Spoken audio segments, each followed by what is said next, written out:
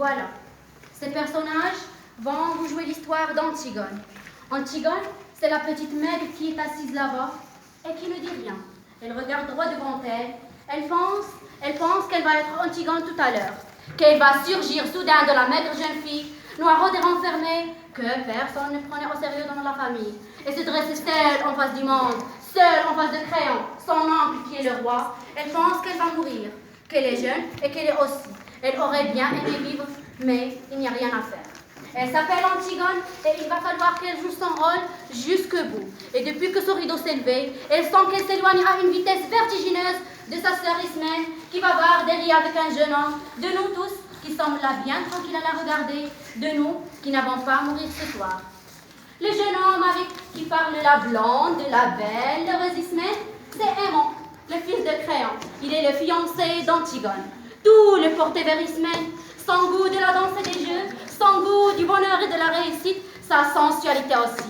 Car Ismène est bien plus belle qu'Antigone. Et puis un soir de bal, où il n'avait dansé qu'avec Ismène. Un soir, Ismène avait été éblouissante dans sa nouvelle robe. Elle a été trouvée Antigone, qui arrivait dans un coin comme en ce moment, ses bras entourant ses genoux, et lui a demandé d'être sa femme. Personne n'a jamais compris pourquoi. Antigone a levé son étonnement, ses yeux graves sur lui, et elle lui a dit oui, avec un petit sourire triste. L'orchestre attaquait une nouvelle danse. Ismène riait aux éclats là-bas, au milieu des autres garçons. Et voilà, maintenant, lui, il allait être le mari d'Antigone. Il ne savait pas qu'il ne devait jamais exister de mari d'Antigone sur cette terre, et que ce titre princier lui donnait seulement le droit de mourir. Le jeune homme, cet homme robuste aux cheveux blancs qui médite là, près de son page, c'est Créon, c'est le roi. Il a des rides, il est fatigué, il joue au jeu difficile de conduire les hommes. Avant du temps d'Édipe, quand il n'était que le premier personnage de la cour, il aimait la musique, les belles reliures, les longues flâneries chez les petits antiquaires de Thèbes. Mais Édipe et ses fils sont morts.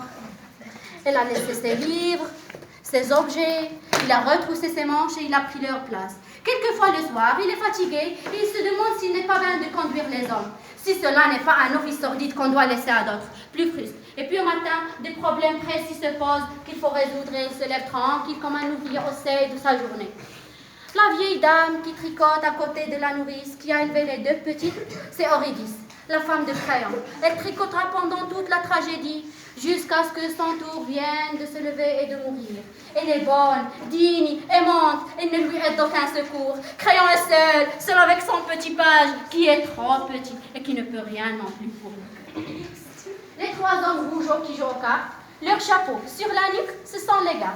Ce ne sont pas de mauvais bougres, ils ont des femmes, des enfants et des petits ennemis comme tout le monde. Mais ils vous empoigneront les accusés le plus tranquillement du monde tout à l'heure. Ils sentent l'ail, le cuir et le vin rouge, et ils sont dépourvus de toute imagination. Ce sont les auxiliaires, toujours innocents et toujours satisfaits de même de la justice. Pour le moment, jusqu'à ce qu'un nouveau chef de Thèbes du monde ait leur ordonné à l'arrêter à son tour. Ce sont les auxiliaires de la justice de Créon. Ce garçon pâle là-bas, qui rêve adossé au mur solitaire, c'est le messager. C'est lui qui viendra annoncer la mort des morts tout à l'heure. C'est pour cela qu'il n'a pas envie de bavarder ni de se mêler aux autres. Il sait déjà. Et maintenant que vous les connaissez tous, ils vont pouvoir vous jouer leur histoire. Elle commence au moment où les deux fils d'Édipe étaient les Polynices qui devaient régner sur terre, un an chacun à tour de rôle. Se sont battus, entretués sous les premières années de pouvoir ayant refusé de céder la place à son frère. 7 grands princes étrangers que Polynice avait gagnés à sa cause ont été défaits devant les 7 portes de Thèbes. Maintenant la ville est sauvée. Les deux frères ennemis sont morts. Et Créon le roi, dont le cas était le bon frère, il serait fait d'imposantes funérailles. Mais que Polynice, le vaurien, le révolté, le voyou, il serait laissé sans pleurs et sans sépulture. La proie des corbeaux et des chacals. Quiconque osera lui rendre les devoirs funèbres sera impitoyablement puni de mort.